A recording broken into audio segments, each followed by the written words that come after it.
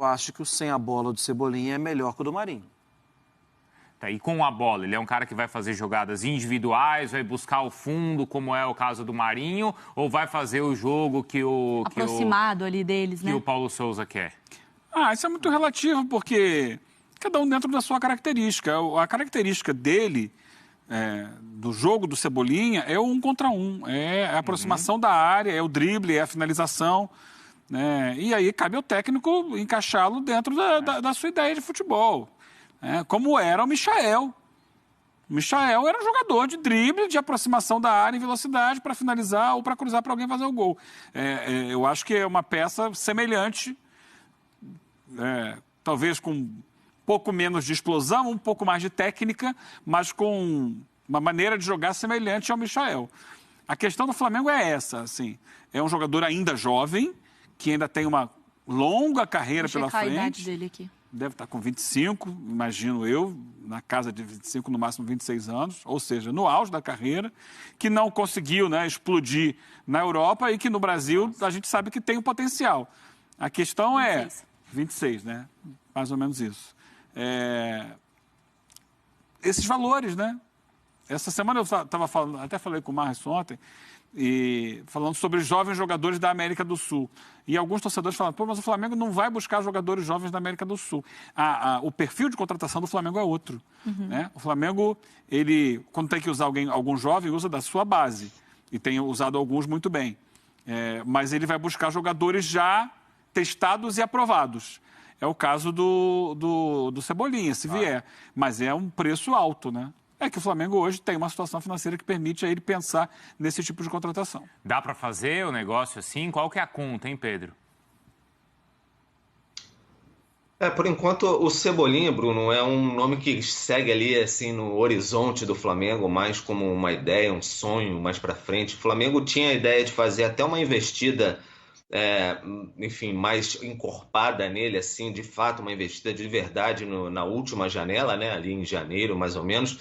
Mas teve aquele problema do Banco Central, enfim, aquela ação, tudo congelou toda a possibilidade do Flamengo de fazer investimento alto na última janela, atrasou até algum tipo de negociação. O Flamengo só fez depois com Pablo, Ayrton Lucas, etc.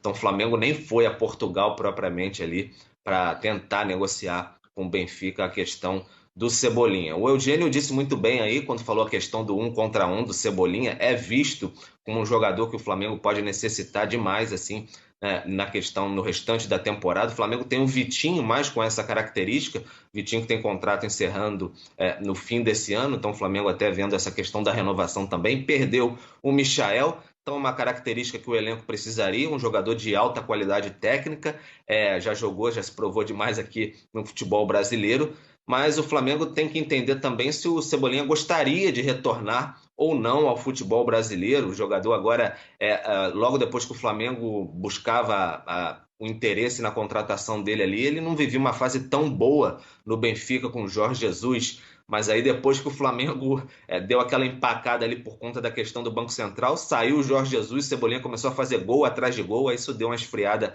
totalmente no negócio, era um negócio ali de 15, 20 milhões de euros, então o Flamengo teria que pensar em uma equação assim, como ele poderia de fato fazer uma investida nesse jogador. Então é algo um pouco mais para frente, o Flamengo gosta muito desse jogador, gostaria de contar com ele, mas é algo mais para frente, fica um pouco agora no campo dos sonhos, assim, mas tem a ideia de, quem sabe, fazer mais à frente uma investida no Cebolinha. Depende muito sempre da vontade do jogador, se de fato ele quer deixar a Europa e voltar para o futebol brasileiro. O Benfica agora até trocou de técnico, tá? O Roger Schmidt, se eu não me engano, o ex-PSV, assumiu por lá. Então, depende também dessa conversa com o novo técnico do Benfica para saber se ele vai ou não aproveitar o Cebolinha.